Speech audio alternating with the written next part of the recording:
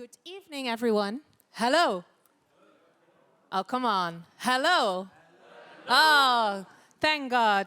Welcome at this very first edition of Redesign Everything Talks, a new event series that is started in collaboration of what design can do with Pakhuis de Zwijger. And what are we going to discuss in this event series? We're going to invite visionary creatives and innovators to delve into climate solutions through the powerful lens of design. We're also going to talk about how we can reframe and reimagine the way we approach design, and we're going to explore circular and regenerative models rather than a linear approach.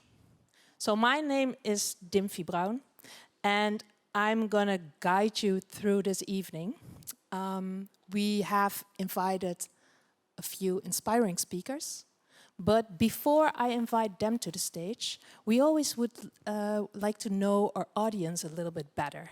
And for that, we prepared a little game. And the game goes like this.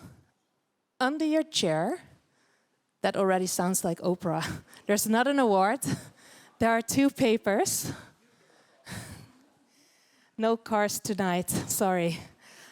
There are two papers, a yellow one and a pink one. And we are going to suggest two statements. And one resonates with the pink paper and the other one with the yellow one. And I want you to raise the one that resonates the best with you. So let's go to the first statement. Can I see it on the screen, please? So raise a yellow paper if you feel like, yeah, I identify as a designer. And a pink one if you're not. Oh, I thought I would see many yellow papers, but I also see a lot of pink ones. I think even that the pink ones there are more pink ones than yellow ones. Let me just check one here. For example, here's a pink one. Can I ask, what do you do then if you're not a designer? I work in supply chain, so as an analyst, so nothing with design. Oh, nothing to do with design, but you're interested in it? Yes. Okay, interested. Can I have another pink paper? Don't be shy. Someone here. Not you. Another pink paper? Okay, another pink paper. Hi. What do you do if you're not a designer? I'm a machine learning engineer. Ooh, machine learning. And what is it that you're interested to hear tonight? I like urban planning, so I'm just here to see what are the ideas that are there. Yeah, and I'm going to spoil already something because working on these models is actually a shared responsibility, so we all need you on board. Another pink paper. Here was a pink paper too, right? If you're not a designer, who are you? I'm a teacher. Yeah. We need educators. Of course, yeah. So it's interesting, and we do a lot with circular economy, with regenerating materials. So yeah, interested. Okay, great. Great to have you here. Are there also some policymakers in the room, maybe? No policymakers? Don't be shy. This is a safe space. Yeah? Okay. People with bags of money for design projects? Also not? Oh, always the case, always the case. Doesn't matter, doesn't matter. Second statement. Okay, when designers want to contribute to saving a just, safe and sustainable world, they should, yellow, design practical solutions for adaptation, or pink, focus on visualizing alternative livable futures. So practical solutions, now pick one. I was like, oh, those are many papers, but some are cheating. It's 50-50. Okay, thank you. Last one, a statement about design. Design is the problem, yellow, or design is the solution, pink. Yeah. Ooh. No cheating. I actually see more pink than yellow.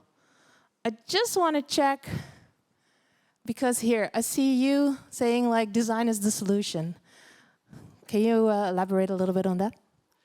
Yeah, it's mostly by discarding the statement that design is the problem. I believe that there are many other agents that can be named as problem, but I do believe that design ultimately can yield a lot of solutions.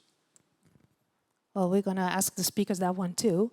And someone that said design is the problem, I'm also interested to that one. Okay, design is the problem. Give it to me. Well, I think it depends on what assumptions go into the design, and if they don't actually serve us, then they're the problem. So I think anything that's not designed for us is the problem. So our designs also have design flaws. Okay, great. We're going to ask that to the speakers too. Thank you so much for that, the interactive moment already. We're going to talk about design, don't worry. And who better to talk about what design can do or what it can't is the head of the public program of What Design Can Do. Can I get a warm applause? Yeah, I'm going to give you an applause. Lara Snateren.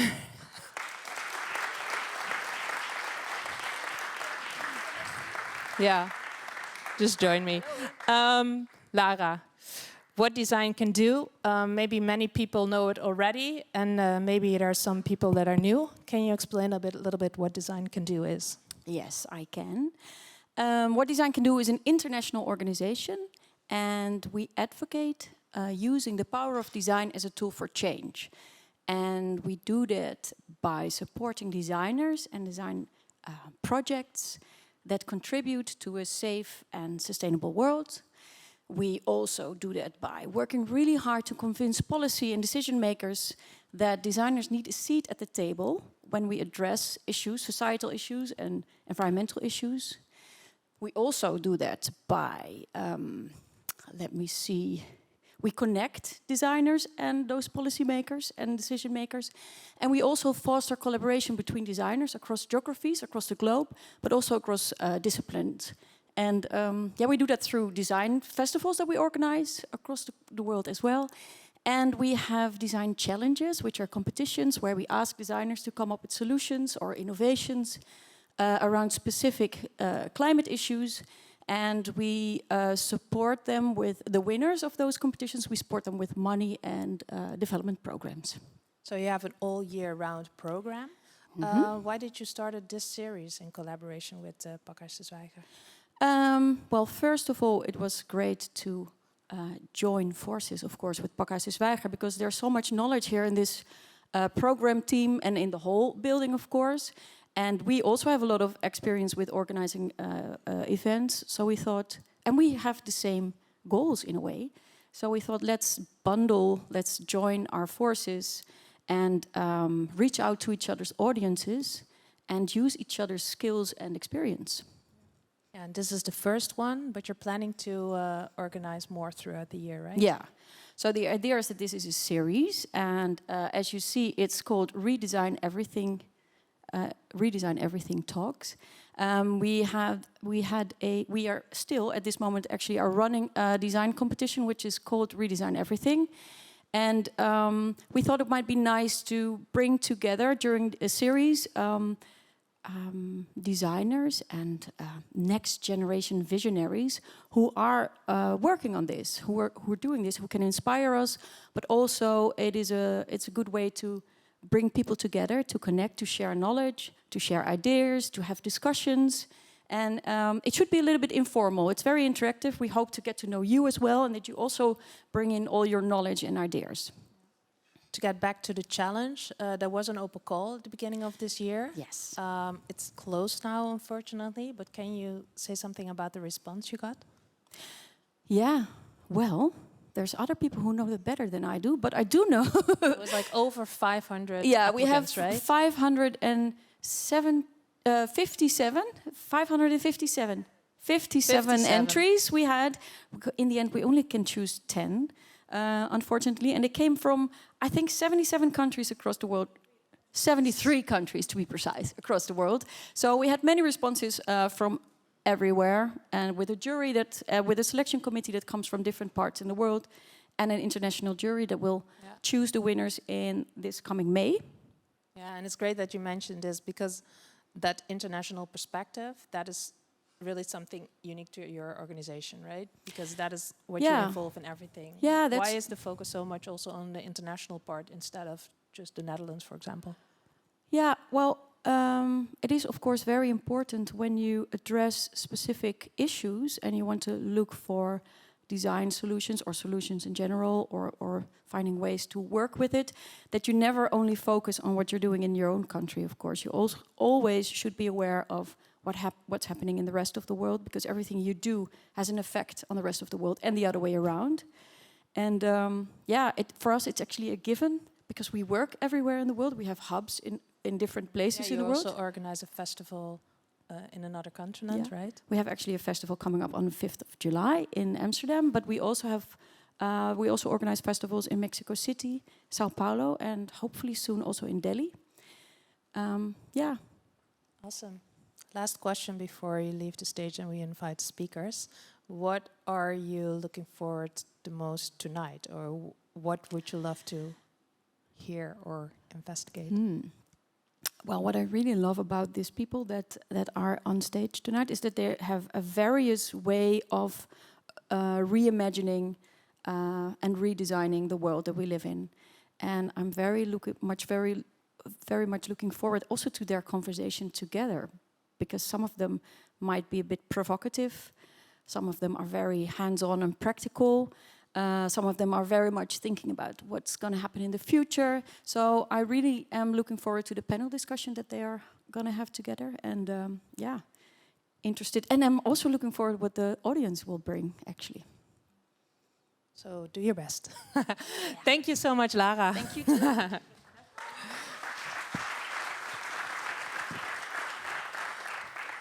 Lara mentioned it already.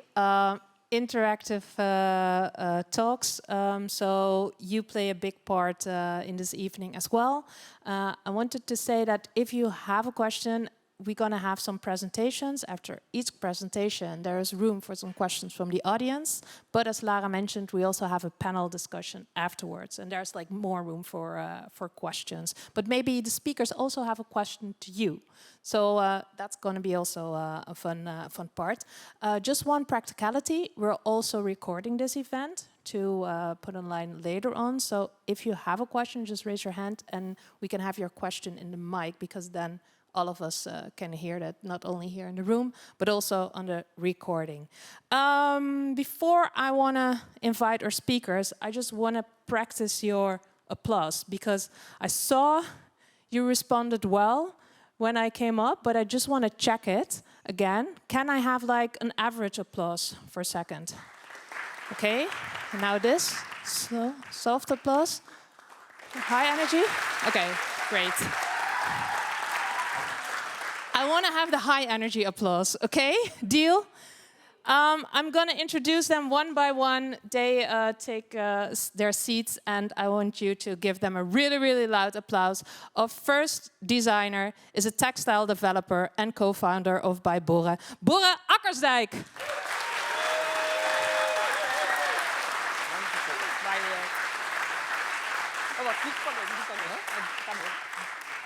Okay, I told him wherever you want to take a seat, but then I was like, no, that's my chair. Thank you. So, our second speaker, a speculative designer and design researcher. She took a train from London this morning. Can I have a warm, warm applause for Ece Tan?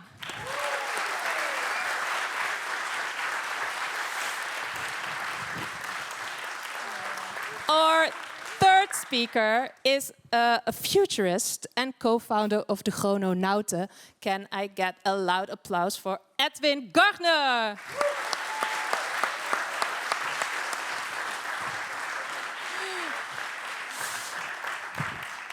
And then, we already mentioned we have one international perspective, but we have another one. And we have a speaker online, and she will be joining soon because she is still doing some last-minute work. Her name is Priyanka Bista, a multispecies designer, educator, and researcher. You can't see her yet, but she can hear you. So one more applause for Priyanka. Hello, everyone. How are you doing? Very well, thank you. Good, thank you. Relaxed. Well, we have a really lovely audience, as you could have, as you heard tonight. I'm going to ask you the same question as I did to the audience. Do you all identify as a designer? Yes. Yes. Yeah. Yep. What is a designer to you, and what is its role? Before we delve into your projects. Who wants to go first? You go first. Yeah. I think for me, I can speak for myself only, but for me it is bringing things together that maybe normally don't fit together. Seeing things from a perspective where you question the status quo and that can be in function, in everything on and around us. But mostly I see it as a curious asking questions. From my side, that's where my design ideas come from, or my design philosophy. Yeah, so also ask the status quo. Yeah. Ece? Yeah, I think I agree with challenging the status quo, because I think that's really important part for me as well. But I try to use design as a tool for debate and storytelling as well. So I think it's really important to have this side of design included in the designer world, I guess. Yeah. Oh. And Edwin? Yeah, for me. Any additions? Well, for me, it's mostly a kind of background. So I'm trained as an architect, but I actually don't practice as an architect. And I wouldn't call my practice a design practice, but I still think I call myself a futurologist. But well, whatever that means, we'll get into later. But I think the main thing for me is that it informs me personally how I think and approach the world. So it's a part of me, if I want it or not, because it was part of my education and how I was brought up in a way. So it gave me a lens on the world, which I still use. Yeah. So that design lens, what we were talking about in the introduction. introduction. I think what I mostly take from it, design means that everything around us is made by us. Does and that also mean that lens therefore also means it can be made differently. Yeah, I would just wanted to say that also means that we can redesign it. Okay. Well, you're at the right stage. Borre, I wanted to start with you, and to introduce you, we have a small clip, because if we want to create lasting change, we need to reimagine the world we're living in, as you just also said it a little bit. You were one of the ambassadors for the Redesign Everything Challenge. Let's take a look at a video that was made for the challenge. Why it is now that we need to reimagine? It's always now that you need to reimagine. Is this working? Hello, I'm Borre. I'm co-founder, creative director of By Borre, textile company, where we saw that we could make the most impact in open sourcing and making available responsible textiles. We will look back at the time that we are living in now for the textile industry and the product industry, and we were like, what the were we thinking? We have mass overconsumption on everything. Understanding where things come from makes it a realization of like, oh wait, I have impact on this situation. Creatives are the ones that to show it, to spark the imagination, to make sure that others can see it. If it has no reason to make it, don't make it. Learn from each other, like collaborate, learn from the past, build up on others, open source what you've done. It is a collective thing to change an industry. I'm Borre, and you should join the Redesign Everything Challenge.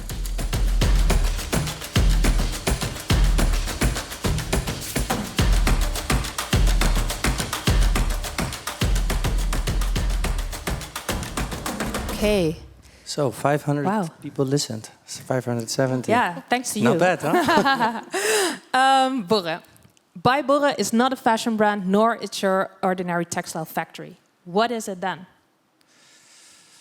It's a good question. That question we asked ourselves year over year over year, and it changed year over year over year. How did you start it? I started it because I was very curious about materials. And I was always curious about what I wore and what it did, what clothing does to us. It creates an image, it creates us being part of a group. But I never wanted to go to fashion school, so I went to design school like design academy, but it was mostly because I wanted to have a dialogue with all materials. And the material dialogue with textile was one of them. And I think that was where it became very interesting. So something that we are born, wrapped in, and live with it all our lives. And then, but you don't really change it. You don't really make it itself. So I think the moment that I started standing next to the machine, it was the moment that something clicked. It's like, hey, you can influence that. And that was the start. So I began my career as somebody that was going to machines, standing next to machines, weaving machines, knitting machines. I was intrigued by the fibers, by the yarns, so I went to manufacturers where all the fibers and the yarns were made. And the more dialogues I had with the elements of creation, the more I understood that if you can control the process, you can control the outcome. And that was the start. By now, we're a textile company. We went through a lot of phases. We went through a lot of steps. We went through being a fashion company because otherwise nobody understands what you're doing if you do textiles. Because you were making your own collections at the beginning? Exactly. And of course, somebody calls me now. So, no, we were doing own collections because it was... we made textiles before. I wanted to sell textiles, but because we were at the machines, the textiles looked like, well, from that dialogue, an aesthetic came out because we influenced the yarns, we influenced the machine, we influenced the program, the digital program, and we loved how that looked. And then we're like, hey, but if you can control this, oh, can we hack this program? So the aesthetic became so different that when we wanted to give it to somebody or sell it or do it, everybody was like, yeah, but that's your aesthetic. That's your thing. And to be able to bring it to market, actually, the only way was to create our own products that people could understand. So that we're, in the beginning, like a first pant and a first jacket. And that was it. And when we started showing that, we realized how difficult it actually was. It's not about a good product. It's about how do you get it to market? How do you get it to people to see it? How do you get people to try it? And the funny thing is, if you ask me now, what kind of business do I have or what is hard? It's like, yeah, we have a textile business, and by Borre, our revenue comes from selling meters of textile. Because anybody that puts money into it, or if you want to build a business, is like, what is your business element?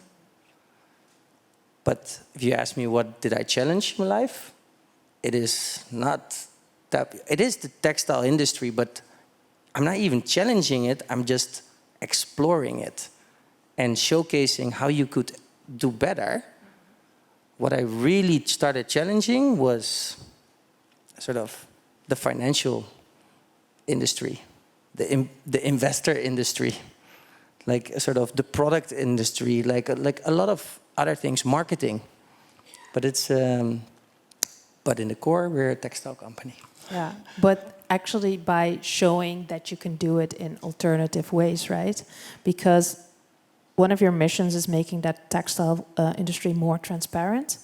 How does your work exemplify the principles of circular and regenerative design in doing so? Well, first, making it accessible is one. I think there's, and transparency is, for me, the next step. Like, the hardest part in textile or in the industry of textile, if you ask me, is that you cannot isolate one step. So talking about circularity is a very big topic because it means that you have to talk about like, okay, where is the raw material harvested or how you got it? Yeah, but you are really transparent in your studio where you harvest it, right? Yeah, we only work with suppliers that, like with the yarn suppliers that can show us where everything is coming from.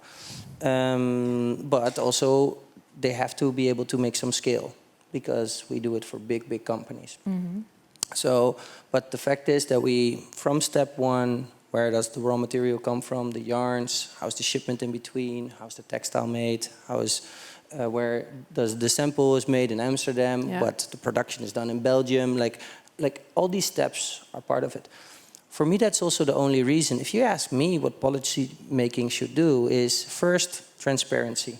And transparency is one, but then it's accountability through transparency.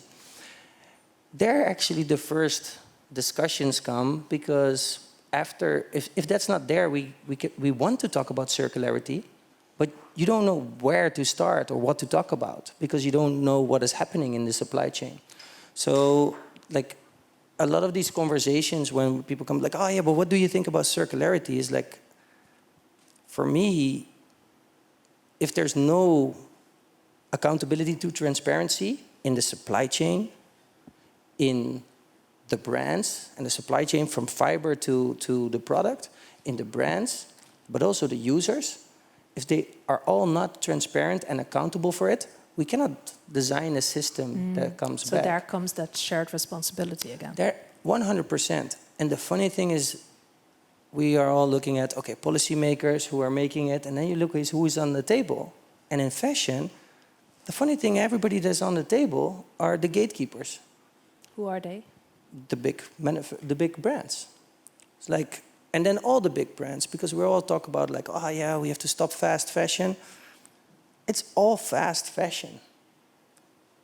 Nobody sells out. You have very expensive fast fashion, and that's the LVMHs and stuff, very expensive, but they're too fast, they don't sell out, they don't like push it. And then you have the very cheap fast fashion. And the funny thing is where does the margin come? So for me, it was not even, oh, how do I change the textile industry? The more I'm in the textile industry, I'm not even wondering if we should change the textile industry. I'm way more wondering is like how do we change the financial industry? How do we change our view on the business model, the economic model? 100%, because everybody's saying like, okay, the big brands and the gatekeepers, they're all like, yeah, the supply chain is making it. They need to do better. Make circular systems, use recycled materials, fix it. And then they're like, yeah, and the users, or actually, no, they don't even talk about users. They talk about the consumers, the people that have a moment of sale. They need to challenge how they work. And then you're wondering, like, but where does the money get stuck? So the people, the moment of sale, people buy a clothing piece, and 2/3 of it stays in retail. So the 66% of the money stays in retail, just somebody giving it to somebody. Yeah. And the system is broken, so they need it. And then it is another 1/6, 80% stays there. We need to talk about where the money is stuck. Yeah. They need to change. So there are also different levels to redesign. It wasn't just the product. That almost feels like the simplest part. If you're a designer and you're hands-on, that's actually the easy part. Because that's the part that everybody loves. Yeah. You can do one, you can do multiple, but it is the system that doesn't want to change. It's the system where the money is stuck. It's the system where it's spreadsheets over like product. And that's the funny thing. The more I'm in it, the more I'm like struggling with investors, the more I'm struggling with skill, the more I'm struggling with money instead of can we make a good product. Let's continue that part in the panel discussion later, because I think the other ones have something to have 2 pennies to add to that conversation as well. Is there anyone in the room that has a question for Borre? for now. Hey, what is your name and what is your question? I'm Jasper. I had an interesting example myself today. My raincoat is broke. I waited and wore it for 10 years. And I had a discussion. I was looking for a new one in the shop today. And I told the story and I said, yeah, you can buy a new one, but the new one is more sustainable, but lasting less than 10 years, 5, 6 years, because it's more sustainable. I said, okay, interesting. How? Well, that's the answer. The thing is, you can't make things that stop all elements of nature and then expect them to biodegrade. It's made to stop nature. It's made to go against all laws of nature. So the funny thing is, actually, almost in textile, let's speak for my industry, everything we make that we want to make better and more responsible, that's not the same as functionally better as a product. Because if you want to be very hot, or you want to be very like rain-proof, or like, it is all about finishings. It's all about it's materials, it's plastics, it's coatings, and all of these. And the funny thing is, those are all, there's laws now coming that they are not allowed. But it's not making our product better. And that's also the interesting dialogue, because we're making rules for everybody where that the rules are for everybody the same, so the legislation, because then they think like, oh, no, we can stop it. We can make it better. But for the rain, you actually need a rain jacket. But are people wearing rain jackets for the rain, or are people buying rain jackets for fashion? Or are they, it's sort of, and do we have one rain jacket for our whole lives, or do we buy one every season? So it's not the right dialogue that we're having with users and with consumers. That's interesting. So now we only want to talk to consumers. And we say, let's talk to consumers. And what do they need to do? They need to buy. Where my question would be, like, let's talk to the users. You need a rain jacket. You need a good rain jacket. Do you want to own it? Or do you just want to have it when it rains? It's an interesting question. It's like, and do you want to have one brand? Do you want to keep it? And if you talk about users as a brand, suddenly your usage is more important than the sale moment. And then suddenly you can talk about that things really are used. Now they don't care about your usage. They just want to sell it to you. Yeah, it's going to be less good, but you're more sustainable. It doesn't matter if it breaks, you buy one quicker. We're having the wrong conversation. So also like with the product making, that's for you. You're like, fuck, I don't just want a rain jacket. So like we're trying to solve the wrong problem. So let's have the interesting. So thank you for the question. So let's have the right conversation then. How do you envision, when we talk about sustainable textile or actually sustainable fashion in general, how do you envision that future when we talk about redesigning everything, particularly in terms of the scalability but also the mainstream adaptation? Well, first of all, I think just as we discussed when was the ban on cigarette commercials? 2000, oh, not the was ban, like, but smoking in public was 2000. Yeah, that was in 2000. I think the ban on cigarette commercials was a bit earlier. The numbers of people starting smoking dropped. Like it was always steady. It dropped with 73%. And then it stayed there. Just because there were no commercials. If you ask me, first, it's like, why are we talking about consumers? Honestly, I think we should not be allowed to talk about the moment of sale. Like, it's not about buying. It's about using a product. We're users. We're humans. We're here on this planet for a short time, but we're allowed to use. We should not. Okay, but that also means redesigning your values. Your values.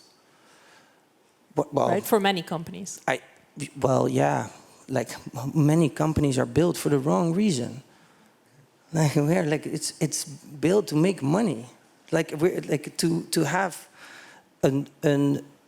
something that has value that you can stack. Like the thing is, if we would not have anything that we could trade for everything, we would not overproduce. We would not overproduce food. We would not overproduce clothing, because you're like, yeah, I'm just going to make what I can trade and what I need. Yeah. Because I cannot stack it anyway. Wow. So the challenge is even bigger than we think. Yeah. Yeah, well, like, for me, it's like I would find it very interesting if we would not be allowed to talk about consumers, and we would talk about users, and then suddenly we would talk about, oh shit, usage is very popular.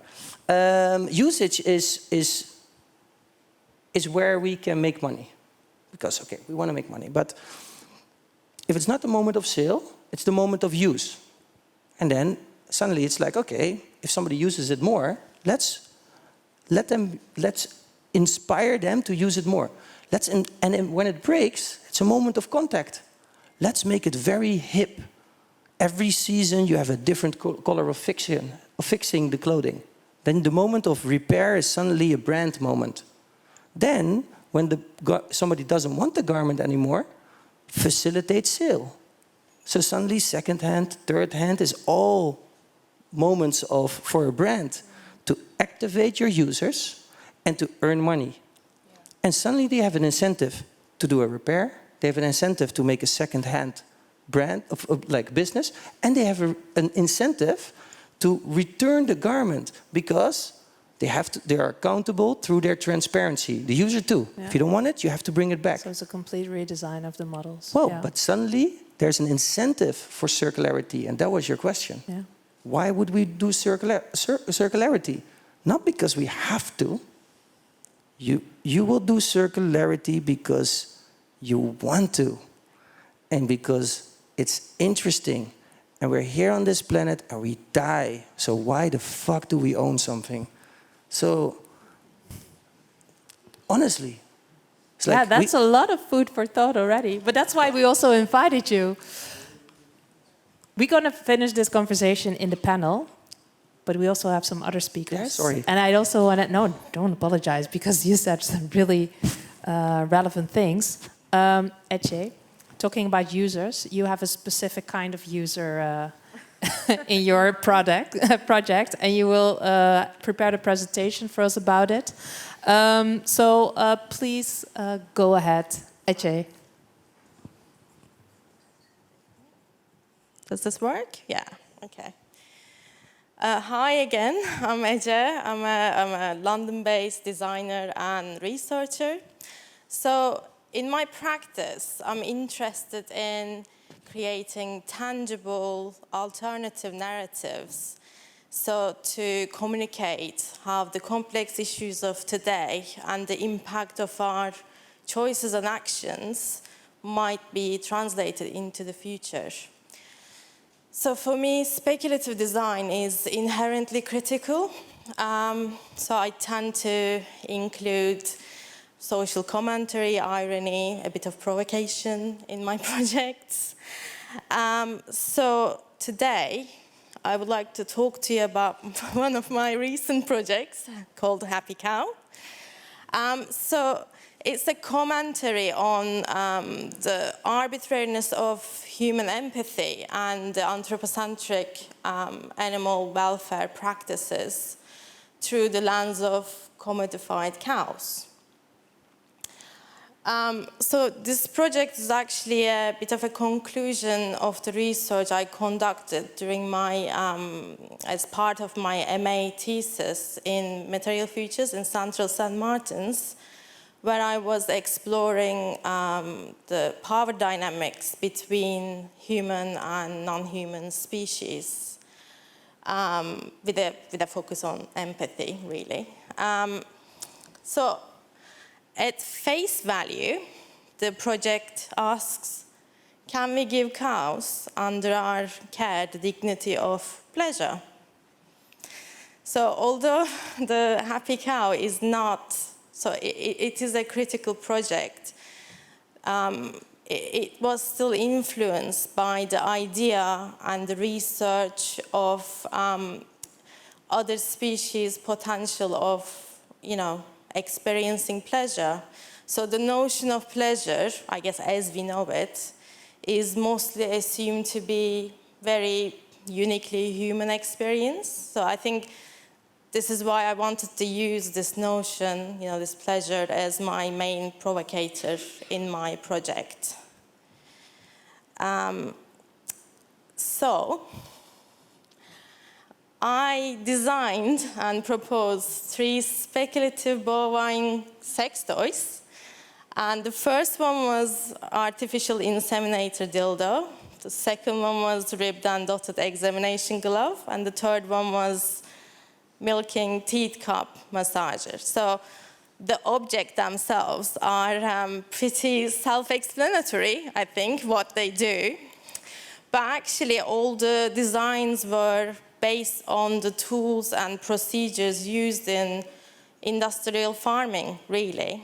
So I sort of recontextualized these tools with the idea of adding pleasure to procedures that, dairy cows might go through under our human care.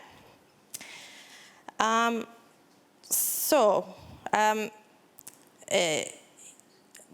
I wanted to say, sorry, to expand on my project a bit more. So we are living in a society where even to have basic rights of existence, dignity, equality, there's a demand for creating, producing actually a value. So I guess we are in this capitalistic culture and system. We are all consumers, but at the same time consumables. So for example, an animal to us can be a pest, can be a pet, or can be a working animal, like a cow, depending on the value we extract from them. So when we think of our relationship with non-human species, so even our care and empathy is really based on these assigned values. But if you are not a human, they are very arbitrary, very random values. Probably they don't agree. So we admittedly see life through human lens and human perspective and subjectivity. And we often, I think, rely on our own assumptions and biases, when we are dealing with other species as well. So we have this detachment from their life, their realities, and I think, for example, in a short space of time, we can show a pigeon on the street, we can pet our pets at home, donate to an animal charity, watch an animal cartoon and shop for that same animal in the supermarket at the same time, without really thinking anything about their life, or, we don't really think much about these events.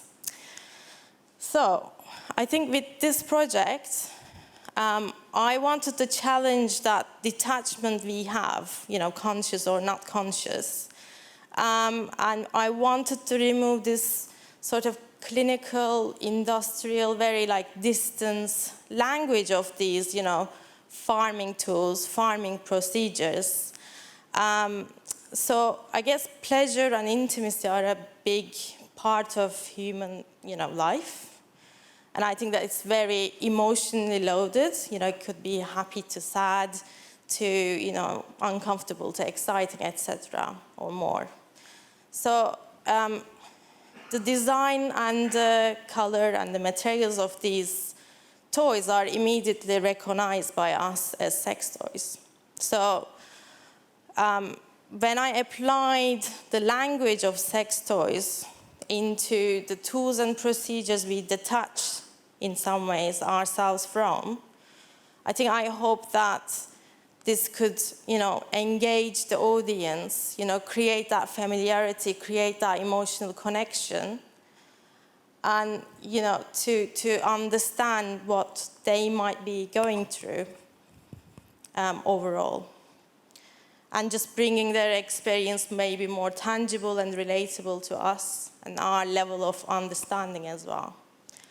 So, as it is a provocative project, I try to make Happy Cow as plausible as possible to get a really powerful reaction from the audience.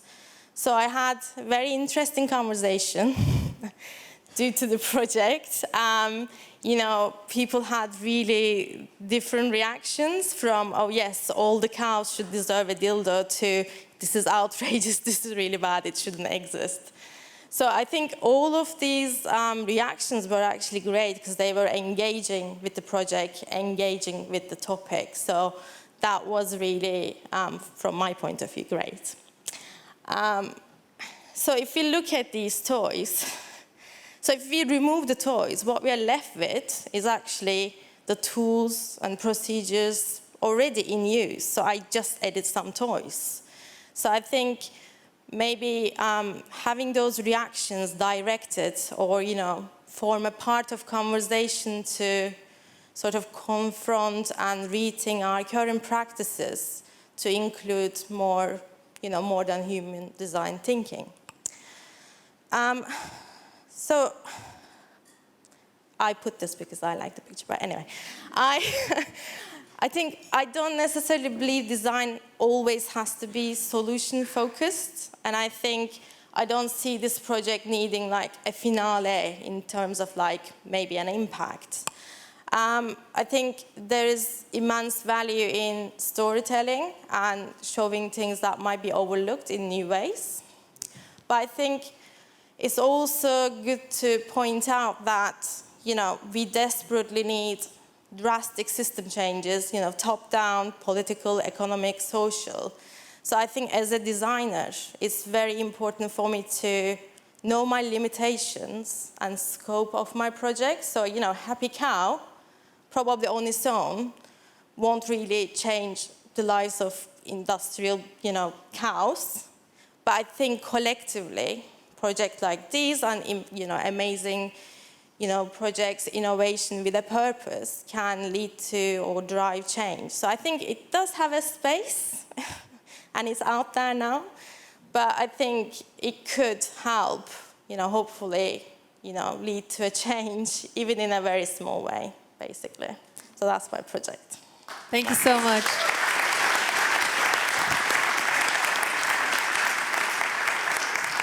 Yeah. So rather than being intended for actual use, this project and the toys are actually meant to serve a critical and provocative they're for us. tool, right? And that actually worked. Is there a question before we head to the next speaker? Hey, what's your name and what's your question? Hello, my name is Miron. I think you just answered my question, but just in case, there were no tangible results. There was no experiment. No happy cows. Well, we don't know that exactly, but no, it wasn't for use, really. That would be sort of like an opposite of my intentions, probably.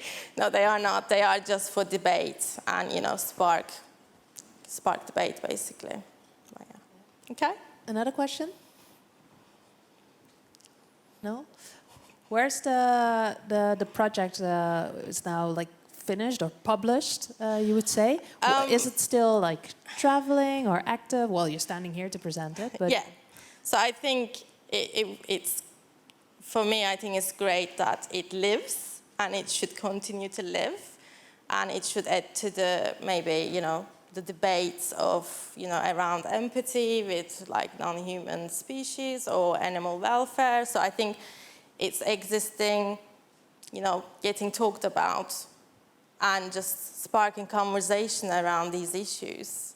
I think it's good for me, basically. Yeah, and adding other perspectives to the design, because this is also nature inclusivity. Right? Yeah, I think, you know, that can be overlooked, but, you know, when we talk about sustainability, environmental, social, I think we need to make sure that it's included, that it's everyone's included in, you know, not just humans. So I think we have to move beyond that human exceptionalism as well. Thank you for now. Okay, thank you. You had one question? Okay, you had an important question, but we're going to save it for later because we are a little bit limited in time. Because we also invited an online speaker, as I mentioned in the beginning. Priyanka Bista, are you there? Hi, yes, I'm here. Okay, hello. We don't see you on the big screen yet, but we will work on that. It's great that you can already hear us. Hi, Priyanka. Hey, there you are. Hi. All wave to Priyanka, please. Yay, hello. Priyanka, where are you located right now? Pittsburgh, actually. Oh, Pittsburgh. Yeah, and you need to give a class after this presentation, right? Actually, I'm in the middle of teaching. So she made an exception for us. The students are working on a homework assignment so that Priyanka can give this presentation. Well, then I don't want to waste too much time. And I will let you introduce yourself and give the presentation. Great. I can't share my presentation, sorry. It's disabled. Yeah. Wait, while you do that, maybe it's good to mention that Priyanka is actually the winner of the What Design Climate Action Challenge from a few years prior with her work KTK Belt. And that's what you're going to talk about today, right? Correct. Yeah. Okay. So I'll get started on that. Thank you so much again for inviting me and for giving me this platform. Empathy and non-human stakeholders are very close to my heart. So I appreciated being after Ece. So as an individual trained in architecture turned participatory designer, I was introduced to biodiversity crises not in an academic setting, nor in the Western context, but rather in a village on the ground in Nepal. In 2016, I was introduced to the crisis of the pangolins, a critically endangered, highly trafficked mammal with an evolutionary history dating back to 50 to 55 million years. Early one morning, around 6 a.m., that's official office hours in villages, Anish Magar, a local youth from a village in Yangsila, came running down the hill and knocked on our door in the new office that we had just set up. They killed a pangolin. Last night they killed a pangolin. I told them not to, but they only ridiculed me. And this has been happening every week. What can we do about it? So as Anish started to describe the event and how people involved were actually his neighbors, his uncles and cousins, who were also extremely poor. So handling it legally was not an option. Instead, Kumar sir, our local leader, calmly, gently, and very firmly suggested that we take an educational approach. Let's share our knowledge and fascination about the species, and perhaps the poachers may think twice, he said. So a team of community members and wildlife experts started roaming village to village, raising awareness about this fascinating creatures, its behaviors. They informed villagers about its evolutionary history, its role as an ecosystem engineer, and its ability to protect 16 hectares of forest annually. They talked about its morphology, nocturnal habits, and also casually the legal consequences of poaching. We then collaborated with global artists and educators to make pangolin banners where every community members could paint a version of a pangolin. We started educational programs where students received detailed knowledge about the species and ways to safeguard their habitats. They painted pangolins, wrote stories about pangolins, read about pangolins, watched videos about pangolins, and Jackie Chan.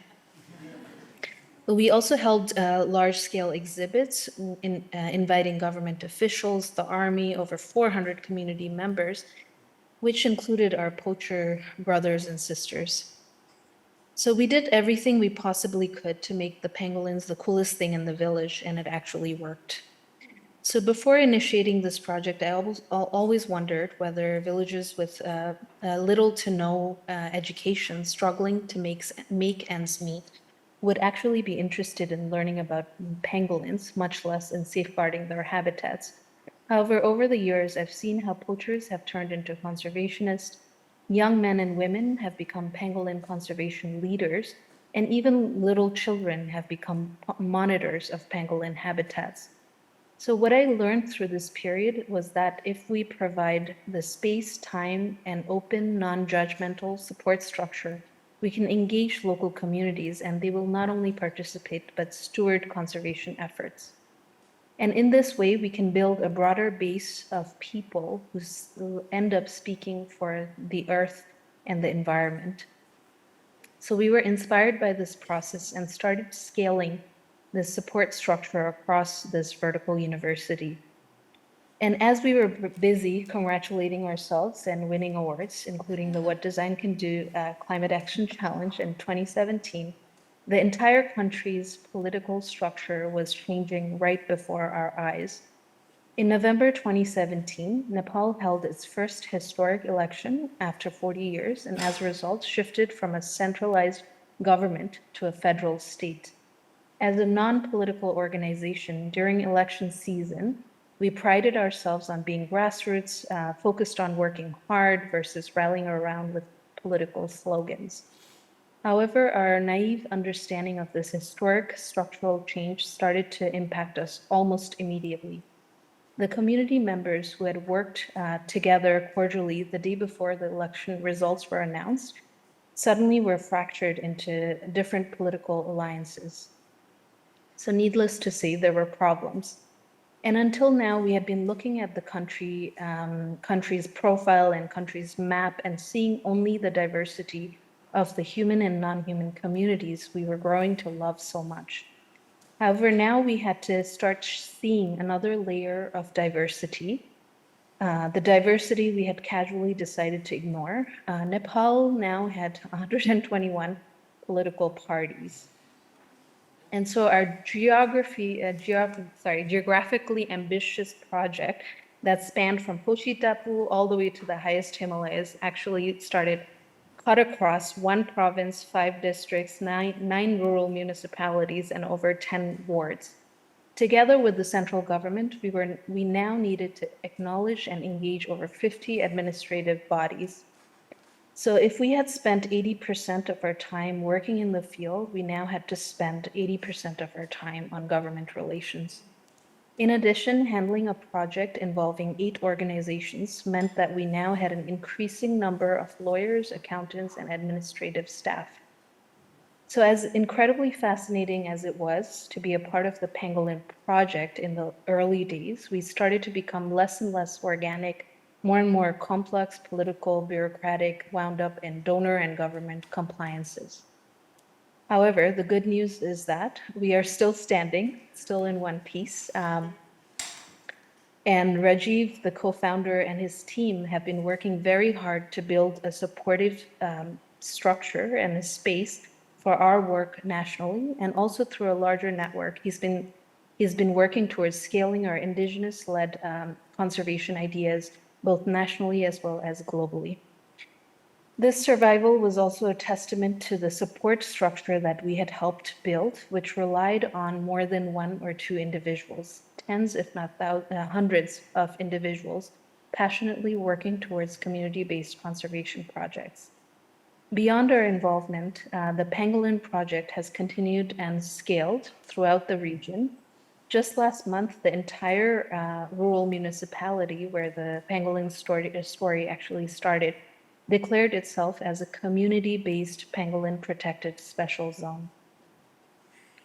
As for myself, now a multi-species designer and an educator, I am now working very hard to build support structures that will enable communities to expand the conversations beyond friendly species like pangolins, to include more difficult, more misunderstood, rather contentious species like pythons, crocodiles, and wild bull elephants. Thank you. Wow, thank you so much.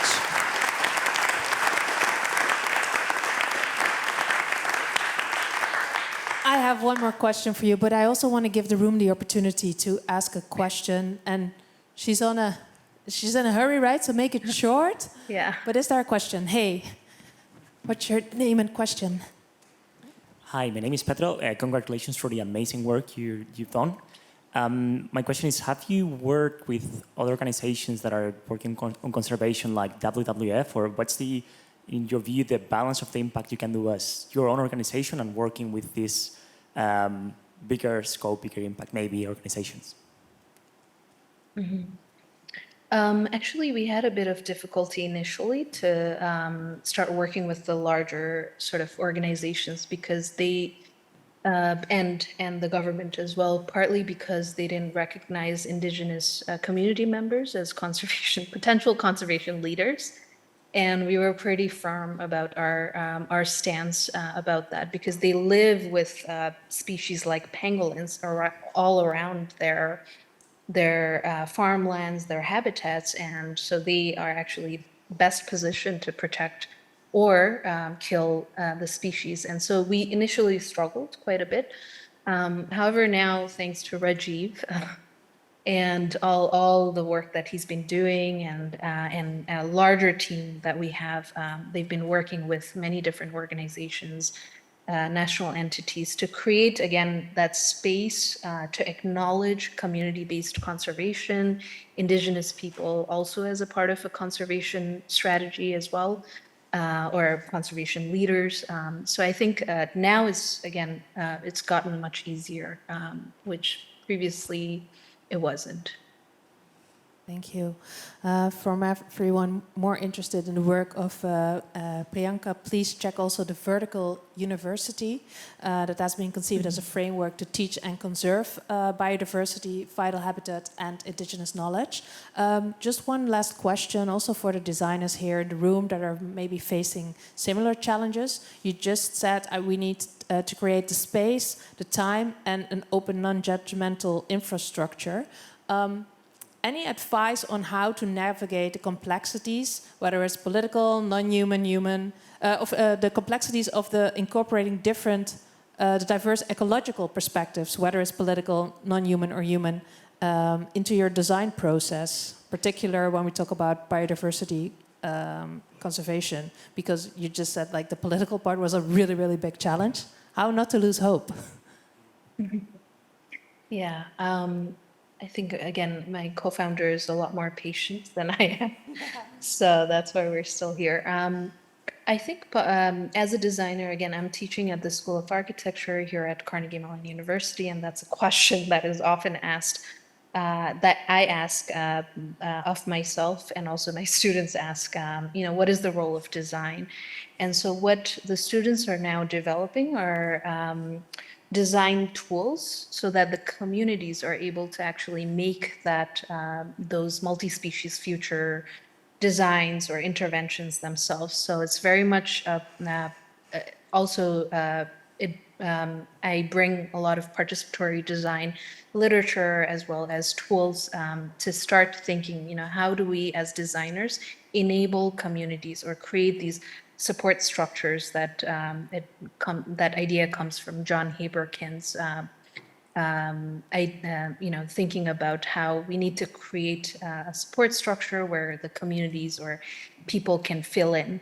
So I think for me, it's a difficult kind of territory to enter as a designer, but I still feel that there is a really important role that we have, in enabling, again, communities to steward conservation efforts and in designing tools that will help them to move forward in that direction. So some of my students are designing games, some are designing workshop materials that are interactive, some are designing like participatory mapping workshops.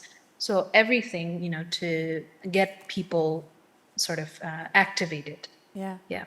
Really last question. What is needed for you to do your work well? I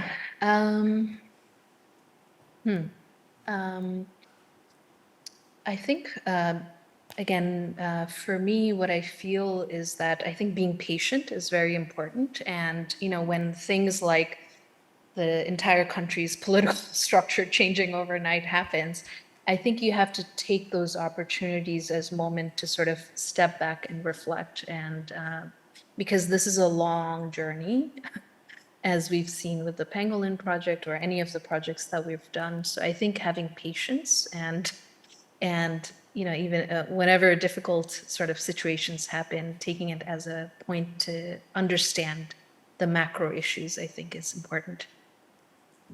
Thank you so much that you were able to you. join us. We're actually sad to let you go because we would have loved to talk with you a little bit longer and add your perspective to the panel. But we thank you so much for these valuable minutes. So can I get one more really, really loud applause for Sikanor all the way in the USA?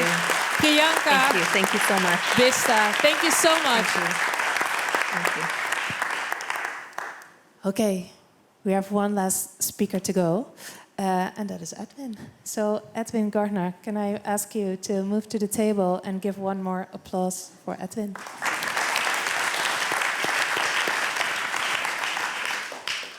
Yes, thank you.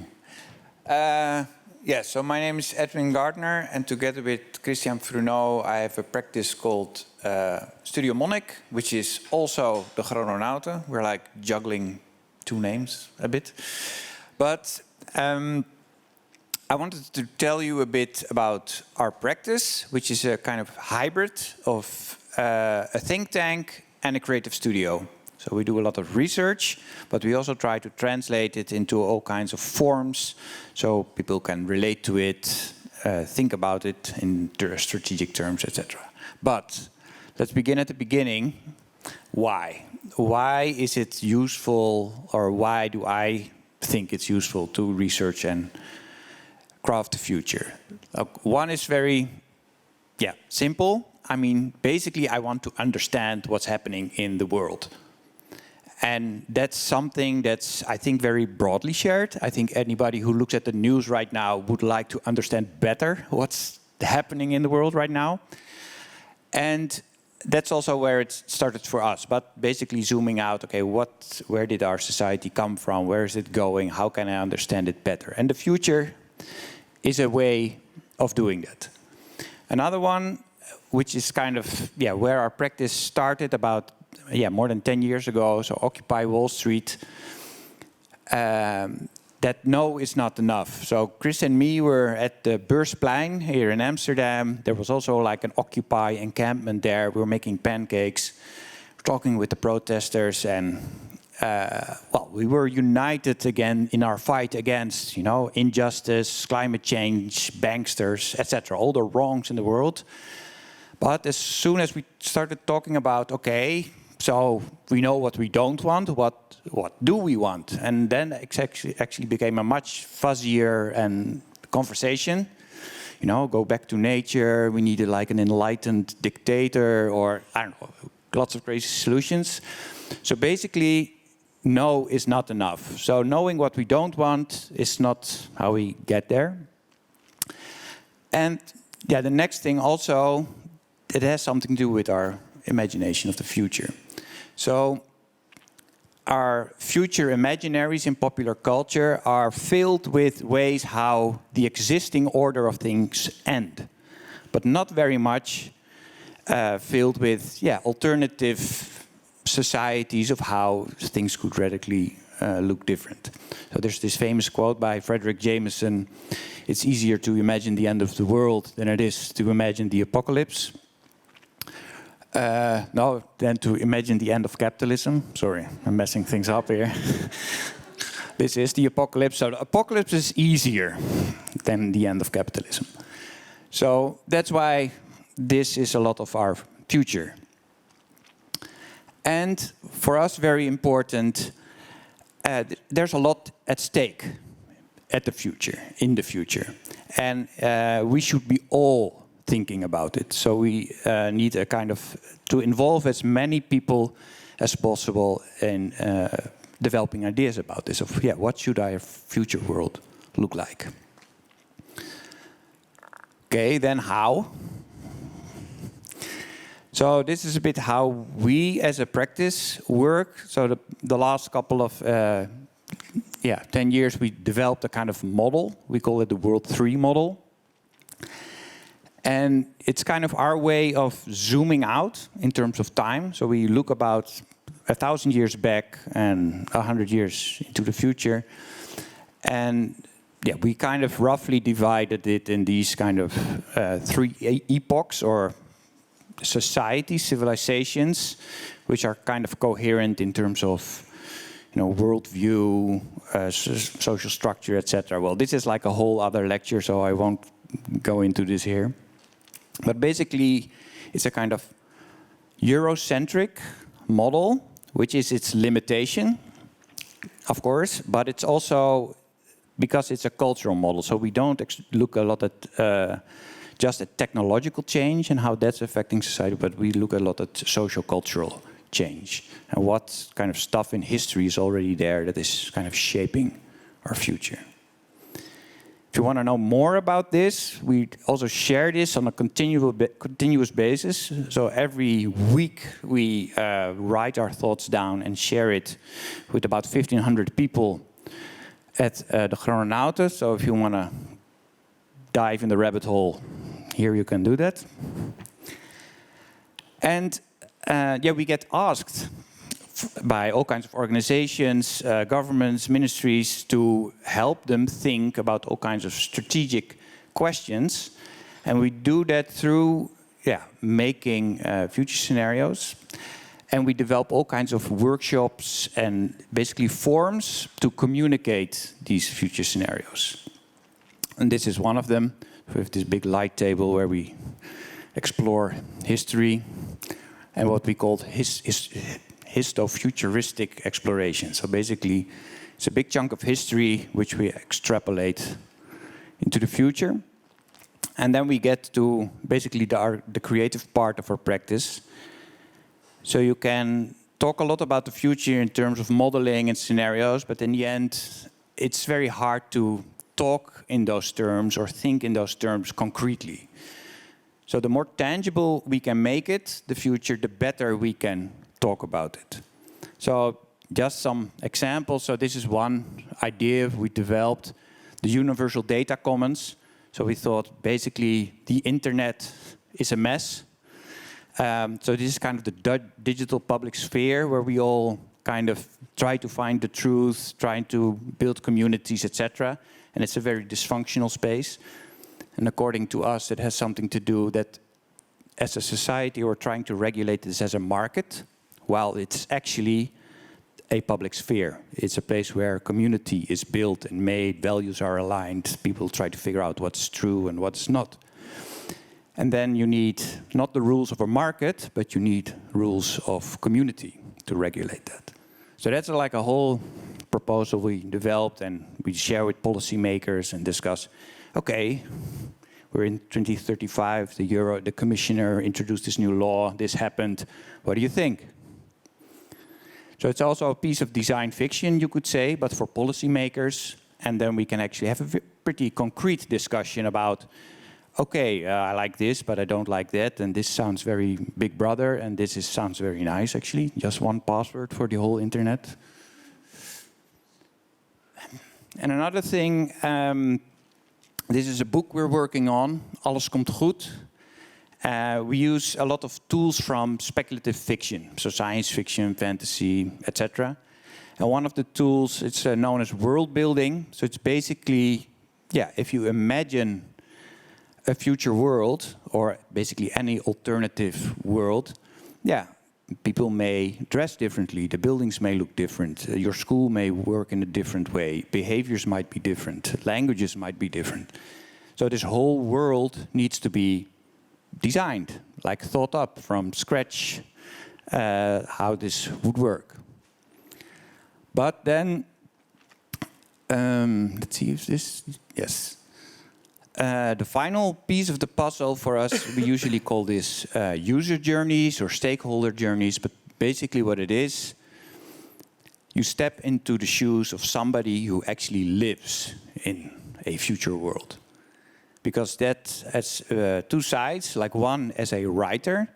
When you start writing from the point of view of somebody who lives in this world, you discover a lot more things. Because when you wake up, I don't know, what does your bedroom smell like? What do you see when you walk out the door?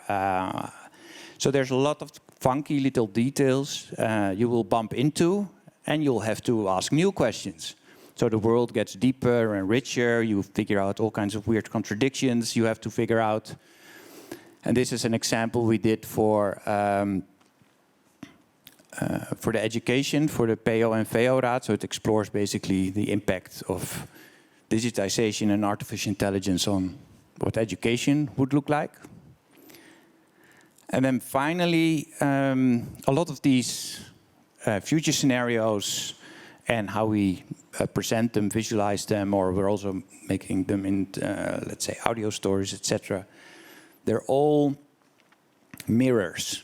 So we always say the future we show, I mean, it's not the future. It's not what we think will happen. In that sense, it's like your provocation as well. It's a talking piece. It's to engage in conversation. And it's okay if it makes you angry or if you feel something and you want to talk about it. And what's very important, I think, of the times we live in, we call them liminal times, because basically the old order of things is not really working anymore, but the new one isn't there yet. And that makes our time very confusing, because, yeah, the old stuff is not working and the new ones is not there yet. But that's okay. And that's also why it's important that we work on alternatives and that we show them, because these are basically the ingredients for this new world that we're building together. Thank you. Thank you so much.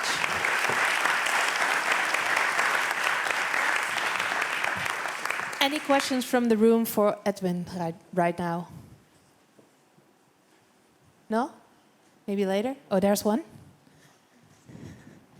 Hey there. Let me hear your question. Yes. Yeah, I'm curious because imagining the future is also often a very privileged position to be in the first place, because you actually have the space to think about the future and not struggle just in the present. How do you help people who imagine the future step out of their own realities to make the imagination of future more inclusive? Good question. So how do you facilitate space and time? Actually, what Priyanka just said. Well, let's say maybe, yeah, there's two questions in there. So one is, I think, the first one is how do you take people along in the first place? So I think that's always, like, for instance, in our, to show this little animation you saw of the girl. So that's made kind of for people who run schools. So it's a whole workshop around it. And basically they come in and we say, forget that you were in education. You're now a venture capitalist in Silicon Valley. They're like, okay, what's that? So we basically show them, okay, there's this whole worldview, and why do all these people there believe that this computer will completely reshape the future, our society? So it's first kind of stepping out of your own way you see the world, and also see, how are others seeing the world, and that are actually having an influential voice. Then we show a kind of like a pitch, like a slide deck from an entrepreneur. So I present myself as the founder and CEO of Bloom, an artificially intelligent, lifelong learning, personalized education platform. And they're kind of amazed and confused and scared, because it has, let's say, everything they hoped for, like very personalized education, not this like industrial factory education system we have today. So from an educator's perspective, it gives them a lot of inspiration, but of course it runs on shitloads of data, AI, and so it brings also all the problems, like lock-in, AI bias, where does your data go, etc., all the important questions they need to think about. And then eventually, because now they're venture capitalists, so they have to decide if they want to invest in this or not.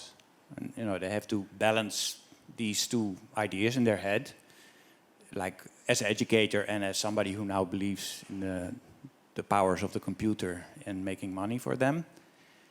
And then, so the workshop is also, let's say, you walk through a scenario, so it's a time travel machine. So every time you go 5 years in the future, and then there's a next step, and they're confronted with the commissioner the Euro Commissioner, the digitization, and say, okay, it's enough now with this big tech Wild West situation.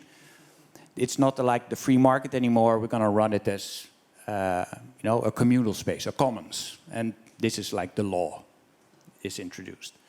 And then again, they have to decide, okay, what do we think? Are we going to like step out of this investment or not? And then eventually they see the story, the little animation you saw of Zoe, like, I don't know, 2040, where they say, okay, this is what it actually feels like to use this platform, how education has changed. So basically, yeah, you have to take them on a journey, a suspension of disbelief, and we use all speculative storytelling powers to try to do that. And then the inclusive question, that's actually the most important question. That's an important question. Because we talked about the design flaws in our systems, and they affect the communities that often don't have or get the space and time and non-judgmental infrastructure to engage. That is definitely a hard step because, we work on assignment, like at least, well, not like, for instance, Alles komt goed. So this image you see now is from this book. There we do this as much as possible because, we want to basically show a kind of inclusive, sustainable, and adventurous city we would like to live in at the end of this century. And of course, in the stories you craft, you make a kind of inclusive representation. So we are, in that sense, we are normative in the kind of worlds we show. But of course, who your clients are, there's of course a lot of communities, and that's why I also showed this. There's also black people in the future. A lot of groups are excluded from imaginaries. Queer people and disabled people. But I mean, that's getting better. That was much worse. I mean, it was a very male, white-dominated space, from the 50s, 60s, 70s, sci-fi. I mean, you can basically... So that's getting better, but it's still... you have to fight. That's an ongoing struggle to have everybody represented. And also for everybody to make these kind of... But that's also, I think, why, for instance, Afrofuturism is like a super inspirational kind of way of using speculative fiction to kind of claim a future imaginary outside of, like, let's say, the canon that's already there. And that's mostly Western-dominated perspective. Maybe already glide a little bit in the discussion, because this was actually also one of my questions that I had for all of you. Is there any of the other designers that wants to add something to this, or maybe the room? Pretty sure there are also people in the room that have an opinion about it. Any of you? Or should I go to, hey, what's your name? And what are your 2 cents? Hello, my name is Marta. I have a question maybe for all of you that's related to this, to the previous question. Is you mentioned that there's not really a clear scenario for the future, for people and for governments. And I imagine that you maybe have a different idea of what our government should be. Who should be in our government? Could it be other people than political people? And do you have an idea about that that's kind of futuristic and reimagines how we create society? Maybe an additional role for a designer. Yeah. Who wants to answer that question? You want to start? Well, I think, yes, democracy could use some redesigning. And I think there's a lot of interesting ideas out there already, like burgerraden or like election by lottery. And I mean, those are also, let's say, part of... Yeah, and burgerberaad is also a new model. Yeah, exactly. You can add to that. So, I mean, we incorporate that in our book. So it has a place You have to buy the book. So there you can... so I would just say yes to basically all the examples we know. I think they should get a place in our future. I saw you writing a lot of thoughts. Any to this or? Well, yeah, like I think a lot of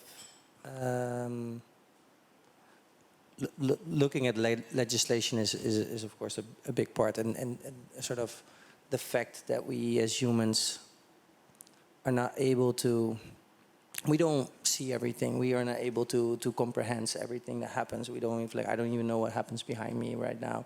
In general, we only can do parts. That's also why we cut up parts. That's why we create borders. That's why because we can't understand and we can't. And that's But that's also why it's so important to add different perspectives. Well, yeah, but I think the main realization is, like, we always think that we are the center of attention, or like the center of everything, humans in general. And then we don't even take in account all humans. But already the fact that we, like, and that's why I loved your presentation, and actually the presentation behind, it was a very clear understanding on empathy and understanding and listening. We have a hard time doing it with our fellow humans. But let alone the non-human factors. Yes, and we're asking for solutions. We're asking, like, oh, we need to be circular, and it's all around us. The planet is circular.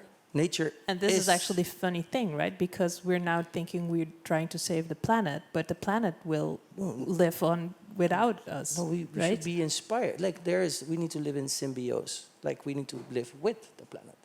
We're a guest, a visitor. Like, we live with each other. And I think I would love education for empathy on everything. Like, the first thing I thought when you did your presentation, I was like, whoa, I would love to throw this on top of how do we have empathy for the products we wear? How do we have empathy for the food we eat? Like, does it grow back? Like, does it? Because only the little bit of understanding what you're engaging with will open up. And the same with the presentation about the, I don't know how to pronounce this, pangolin, the animal? Oh, yeah. Yeah. Like, it was just making the animal cool, but it is all about just understanding the animal and not seeing it as your own benefit to make money off of it. And that's almost with everything, every discussion we have, every human we don't understand. It is all about, like, how do you understand somebody? How do you have a dialogue? So, like, and the funny thing is, like, when you look about who is ruling our countries, it is not about understanding our country. That's like, it's power structures. It's about, like, how do we keep what is ours? That's how it's taught. How do we keep and that I said before is, like, why do we keep anything if you die? So it's for me, that whole fact of, like, how we cut up the world is, and that's immediately a very big thing that we cannot just change like that, of course, that I understand. But it's like questioning a sort of, first of all, the understanding and the transparency, and that's where... I love what you're saying, because one of my questions was what is needed to actually implement or change these redesigns or reimaginations. We already heard a few answers. One was, for example, patience. Another was understanding how we got there in the first place. We also talked about seeing our users as users and not as consumers. But Ece, is maybe the answer empathy? 100%. Yeah, I mean, empathy is, I think, even just going back to my project, like, I see it as a bit of a mirror to our society as well. Like, it's not just non-humans. I think we don't even have the same level of empathy to each other, you know. We still see, you know, others, you know, differ others. Like, I think it's important. I think for me also the future is, sorry, I'm just meddling with the question a bit, but it's going to be a version of the consequences of today. So it's not going to be some, you know, random scenario either. So, you know, when we're talking about sort of inclusivity, I also feel that basically just these issues so intersectional as well. Like, you know, we can't quite separate. We can't just, you know, tackle environment without tackling the social issues. So I think they are not like, we don't have, I think as designers, we don't have like just simple solutions. So I think it's bit by bit, hopefully, but I think empathy is quite important overall. But, you know, I'm biased, obviously. Edwin, I see you thinking. Oh, well, I think actually, yeah, the transparency issue, I think, is actually, it goes very far and wide. And I think so for instance, this universal data commons, that's also a key idea in that. And I think also in democracy and running our institutions, I think all of these, a lot of our institutional world runs on secrecy. So yeah, that, you know, you have a kind of separate space where things are agreed, ideas are exchanged, or etc. And I think one of the, and also let's say our digital domain is also like a quasi, I mean, most of what actually matters is hidden. I mean, we all have our contacts, you know, we can app and chat and whatever.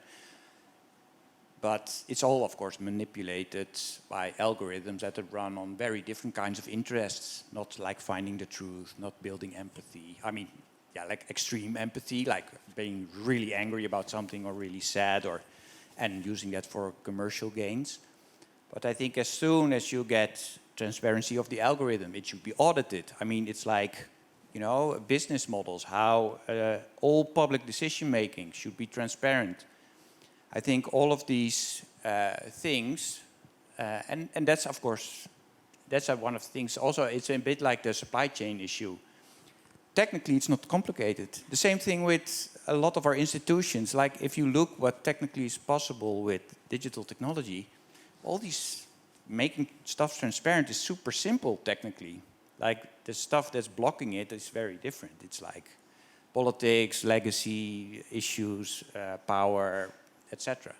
But I think that's all the things that are not that transparent. Yeah, but I think that, so if you have a radically transparent world, a lot of these questions, like what can you be empathetic with? Yeah, it's a limit just with the pangolin. If you just know more, it already changes the whole conversation, and it's about the non-judgmental knowing, just learning what is this, and yes, people can make up their own mind. Everybody's pretty smart if you give them transparency. I also want to address another topic, because collaboration is often key in driving meaningful change, whether we talk about like addressing climate change or conserving biodiversity.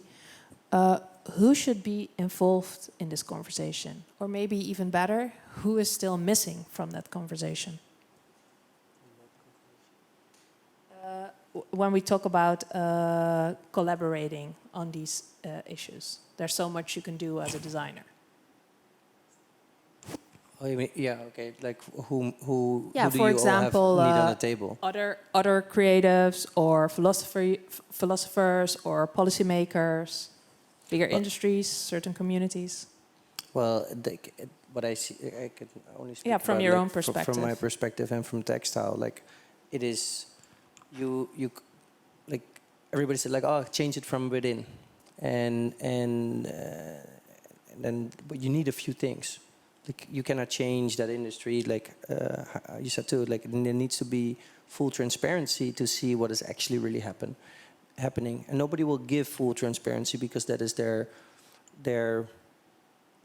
like, how do you say it? That is where they make their money. Mm-hmm. That is what their like. Yeah, their so you want to protect what's yours. That's their big business secrets. So what you see is that the only reason why they would move is if that there is a push towards it. So like there is a push towards transparency, and that you only get through legislation.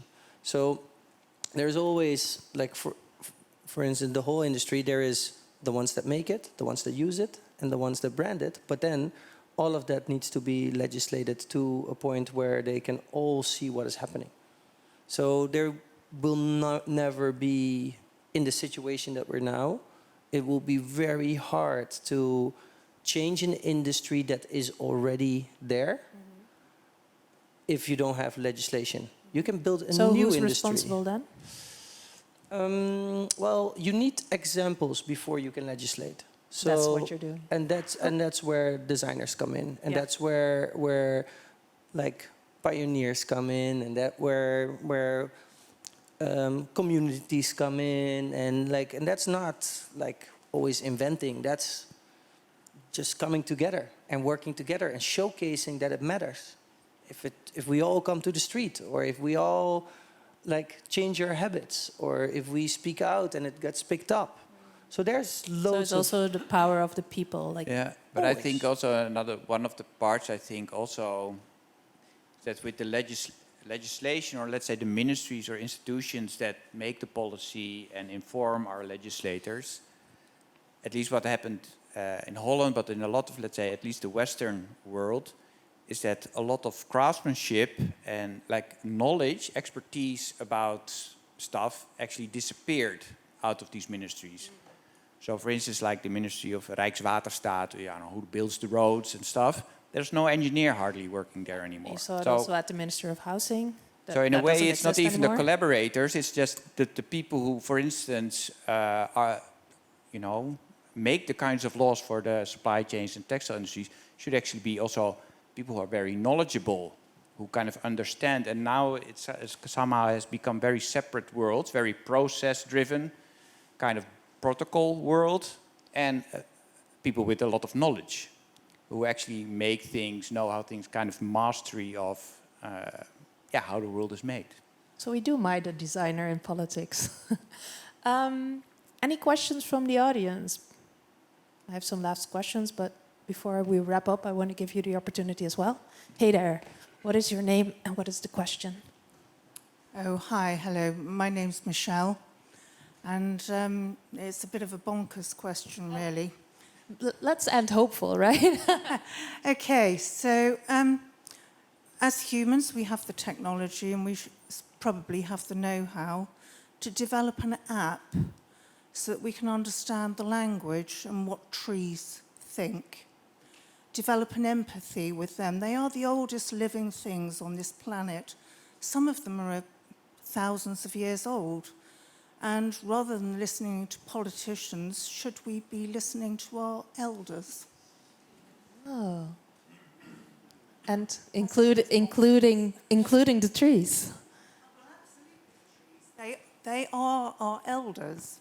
They've seen a hell of a lot. They could tell us a lot if somebody could develop the app and do all different species of trees speak different languages. Who knows? Oh. Ece. I think only if we could, that would be great. But I think I can only answer obviously from my project's perspective as well. We don't. I guess we don't know how to do that. So even with the technology, I think, and also I don't necessarily see us as separate. So we are part of nature and we have interdependence. So I think it's just more about acknowledging it and also including them to our decisions. But, it would be great if they can speak and, tell us what we should be doing. But I'm not sure if that would happen yet. So I think we have to somehow include them in the conversation, but without our own biases, basically. Edwin, this might be an idea that would end up in your book. Yeah, this would be a super cool idea to put in my book. Actually, there is a kind of tree cathedral, like a pantheon. It's in the book somehow, not literally how you put it, but I think in a way it's maybe closer than you think. Maybe not with trees, but I read recently that some people are working very hard with some AI to kind of start talking with whales. I mean, even like the possibility that we could actually commune with another species and that, somehow a universal translator could bridge this gap. I mean, just that kind of shock would already be pretty mind-blowing. This is almost like having contact with, alien species, but on our planet. It would be very interesting conversation. I doubt that we will listen to trees, but I know that there is a lot of research on the how trees talk to each other, like via mycelium, and how the connectivity is so of energy going and flowing. So, but that is the same, I think, that we could learn from definitely from nature, because, well, it has showed us how we can be circular for a long time.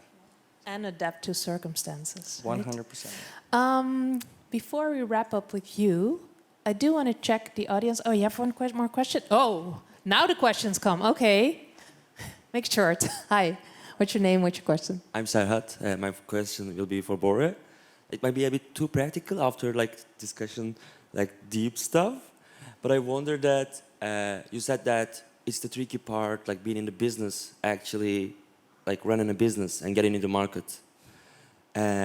Let me check my notes, because how do practice and enlarge your vision while being in the market, and how do you sustain this understanding in a business which is running currently? And also, maybe it might be a fun fact too, but have you ever been on the verge of that you assign yourself that you were about to do some impact washing, and how did you... Sorry, to impact? What? Impact washing. Greenwashing. Also greenwashing. Yes, and how did you avoid this situation, if it exists? Okay, so it's a two-parted question. Well, let me, did we ever do, well, the question, the moment that you start a dialogue with money, the question of can you greenwash is instant.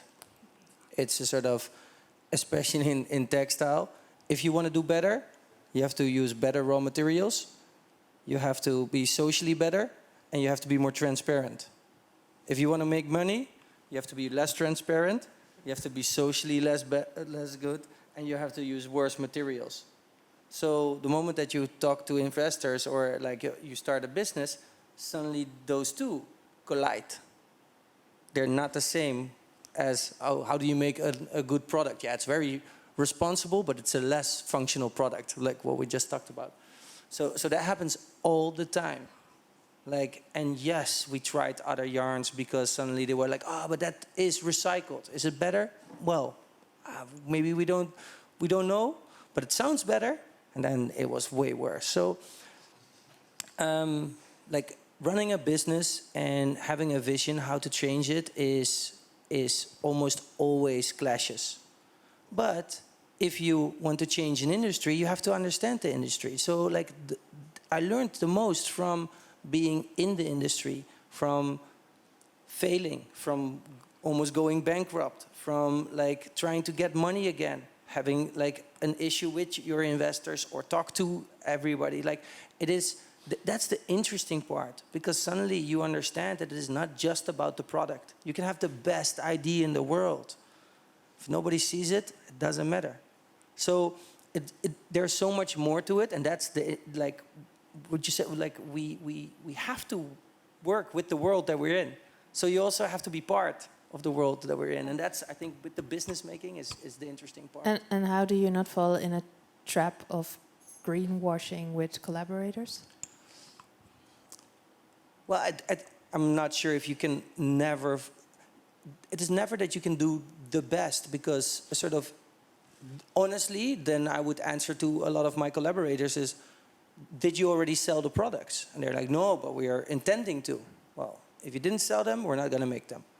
But that doesn't work in this instant. So you have to move towards also a bit how the business is. So the debates are very interesting, but the best answer is a lot of times too far away from the reality. So you do have to find your own reality check where your collaborator is going to collaborate. Otherwise, they just check out. Yeah, thank you. I have another question. To anyone specific or in general? In general? Okay, what is your name and your question? My name is Zainab. So I kind of just wanted to bring in the concept of pluriverse into the discussion a little bit, because we kept talking about different futures, different possibilities, but we constantly have this binary notion of as if we are going from this one specific system like the capitalist system that we're in right now to another one. And I'm wondering if in any one of your works includes possibilities of different systems coexisting and how they would coexist together from different values, from different places, different cultures. Yeah, isn't that maybe the phase we're in now? Also a question. Anyone? Yeah, I think. Yeah, it's more the question is, do we need radical change? Sorry? Does it has to be radical? Don't think so. Like, that's not necessarily my question, but it's more so, does it need to be one singular new universal concept? Because the whole concept of globalism and universalism is also built upon a lot of Western capitalist assumptions. So then why don't we just accept that there won't be one singular new paradigm, but there can be multiple different paradigms from multiple different realities that coexist in this world? And how do we navigate that? I think multiple. I mean, just like today or like the whole of history, I mean, there's never been like a completely universal system that kind of wrapped all cultures all over the planet. I mean, there's some hunter-gatherer cultures still. I mean, of course, it's very marginal. There's a communist regime, etc. So, and I think also, at least for me, a future is interesting if it's eclectic, if there's contradictions. Otherwise, you have like a utopian, fixed, locked system, which is also in a way not very credible to people, because then it's, a utopian proposal. So I think, yes, there will be multiple systems, but for instance, in how we model our, like with this World 3 model, we look a lot at what is the foundational information technology in a society. So is it an oral culture that basically runs on the spoken word? Yeah, it's a very different kind of way how people work socially, the kind of institutions you can build. Basically the written word, especially with the printing press, basically that's the foundational technology of modernity. It made bureaucracies, professionalism, paper money, novels, etc. And now, we're getting the computer, which is a new foundational information technology, which allows for a very new way of organizing. How that exactly will pan out, it's kind of unclear. I mean, modernity started in 1450 and, ended somewhere, I don't know, now-ish. So it's a very messy process, took like 600 years or so. And that's at least one way we look at it. It's more if you look at the foundational layer that influences a big part of our society. So modernity, has been very influential, of course, also via colonialism, imperialism, etc. So it's not like a nice story per se. But I think the isms, the capitalisms, etc., that's like a bit that will be kind of mixed. I think people will implement, let's say, a computer very differently in different places, different cultures with different ideas. Are you hopeful for the future? Eventually, yes. I thought there was one last question that I didn't get a chance to address. Okay, last question from the audience, and then we're going to wrap up. Ooh, chair. Hey there. What's your name? What's your question? Hi, I'm Vikas. Can I hold it? Oh, thank you. So when we talk about secrecy, regulation, legislation, if you look at it, we're talking about a desire to change the things which is not us or other than us. That suggests to me that it's an attempt to control things which are not us. And then, for example, if you go back, say, for example, a couple decades or a couple centuries, and then we see the same underlying principle or the same underlying intuition to control the things, or to exploit, to dominate the things, that what we see during the Industrial Revolution, we had this notion to exploit or dominate the nature. And then when we talk about all these things now, so what I feel is this the whole underlying notion that we are not able to change it. Then if we don't change the core of the system, then how we are supposed to change the whole system? Because it is just like breaking down one factory and building the 100 others because the core stays the same, then how do we look at the way forward? I mean, Is there another way forward than go to the core? Yeah, I think more of it as a stack. So it's not that one system is completely replaced by another system, but it's more, let's say, layers. And so, yeah, it's getting more complex in a way. Yeah, so that's maybe what, I don't know. That doesn't sound hopeful, Edwin. No, but it's not necessarily, it's not it's not a value, how to say, it's not a judgment, it's just complexity is not good or bad. Borre. I was not sure if I totally got it. So that's, but what we're talking about in general, if I'm hopeful. Wait, can you speak in the mic? If I'm hopeful and how the systems come together, I think in general, understanding of how system works and how to communicate and how to get a global view, digitization can help. And with everything we've done, it goes way to the worst side before it finds balance. And that's what I'm seeing, like in digitization, in new systems building, coming from a very old system of textile, of old, like relatively old textiles, but also the industrialization, one of the earlier businesses that globalized for everybody, that moved around because it became, materials were cheaper somewhere else, labor was cheaper, and it totally had to collapse or push forward. And I believe that digitization and knowledge and sharing that will have the ability to educate everybody from birth. And that we are, that because humans adapt, it's what we... So does that also mean that in the textile industry... Does that also mean that in the textile industry, the core is changing? I think the whole system will be changing. And the thing is, you see that like the raw materials and the bases are becoming more expensive. And that's a hard realization.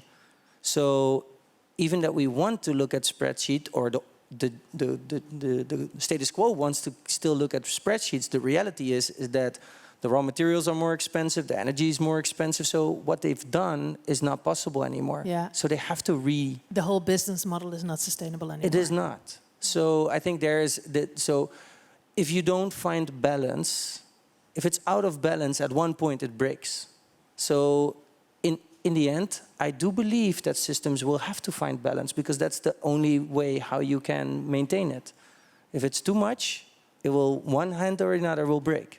Mm-hmm. So I do believe that certain systems will find balance, and that balance survives, because that is the only thing that and really one way can to survive. accelerate it is through design. Yeah. Yeah.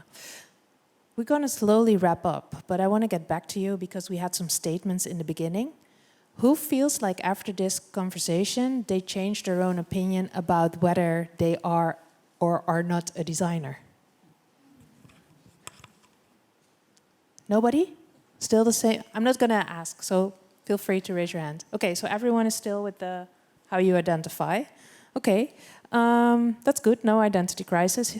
The other one was when designers want to contribute achieving a just, safe and sustainable world, they should, 1, design practical solutions for adaptation, or 2, focus on reimagining and visualizing alternative livable futures. Anyone changed their opinion today? Oh, great. One believer. Well, one changer. One is all we needed. One is all we needed. Then the statement about design. 1 was design is the problem. 2 was design is the solution. Anyone change their opinion? Okay, a little bit more. Damn. Well, Do you have to change? No. Change is not Well, always a better we thing, wanted to right? make some impact, right? But we don't know whether it's the right way or the wrong way. But we did spark some conversation and food for thought. Just a last advice from you guys. We saw there are a lot of designers in the room. the designers who are passionate about integrating sustainability in their work, but may face resistance or obstacles within the industry. Do you have any advice for them? And then also, do you have any advice for the non-creatives in the room? Patience. Always patience. So we stick to the patience? A lot of patience. For all of us? For everybody. But we're running out of time, right? Well, even then, like it is a matter. Well, no, just go through, do it, keep on going. Like I think there's a. If every time that somebody said like, well, it will not work, or then if I would give, if any time somebody said it wouldn't work, I would get money. I didn't have to work, so that just keep on going, keep on going. I think patience is the key. Patience and dedication. Yeah. Ece? Should I just say empathy? Yes, for sure. Well, empathy, that's noted.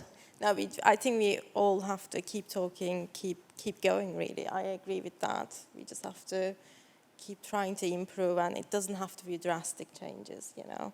It could be, you know, alternatives, it could be legislation, it could be, you know, anything we can do, because we know what's not working. So I think we just have to improve. There's no other way, I think. If we want to be hopeful, we have to change. Edwin? Well, I thought about the second part of your question, like what the non-designers could do. Actually, yeah, I think one of the parts for non-designers, I think, is more to embrace in a way, let's say, the craftsmanship of the discipline that you have. So I think somehow creativity or being a creative somehow is attached to design and arts. But I think what's really underestimated and what we need to revive is craftsmanship and mastery in whatever you do. So everybody, so don't get stuck like in the world of bureaucracy and protocols, but try to recognize what is actually the craftsmanship that I have and how can I actually cultivate that, develop and contribute through that in whatever place you're working or operating. Mm-hmm. And that's basically the same. A designer is just somebody who's find your skill exercising their craft, and you can exercise your craft in any context, but you should, you know, approach it with respect, dedication, and also cultivate it as a craft. And I think that's, if we do that as a society, I think that's a good thing in general. Thank you so much for that advice. With these words, I want to end this first edition of the Redesigning Everything Talks, collaboration between What Design Can Do and Pakhuis de Zwijger. Can I have one more applause for Priyanka Bista, although she can hear it, but she will see the recording. Edwin Gardner, Ece Tan, and Borre Akkersdijk.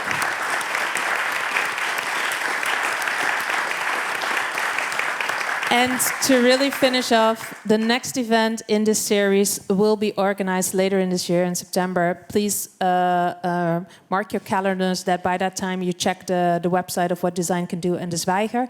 In the meantime, I already mentioned Oprah in the beginning, right? I do have something to give away because What Design Can Do Festival, that's like a full day in the Muziekgebouw with workshops, speakers, a lot of conversations with the design community, but also a lot of non-designers will be involved. It's on the 5th of July in Amsterdam. And I have a really, really special thing to give you because I'm not sure if it's this code. Yeah, it's this code. With this code, if you order a ticket today, and we only have 50 available, so more than 50 people here, it's 50% off on a ticket. So take a screenshot or save it otherwise. Yeah, get your ticket. This code will give you, send you to a page where you get the 50% discount, but it's only valid today. For now, in the meantime, check whatdesigncando.com for more insights, stories, resources about redesigning everything. De Zwijger for more events on all kinds of matters. And one more applause to you, and also thank you for being here.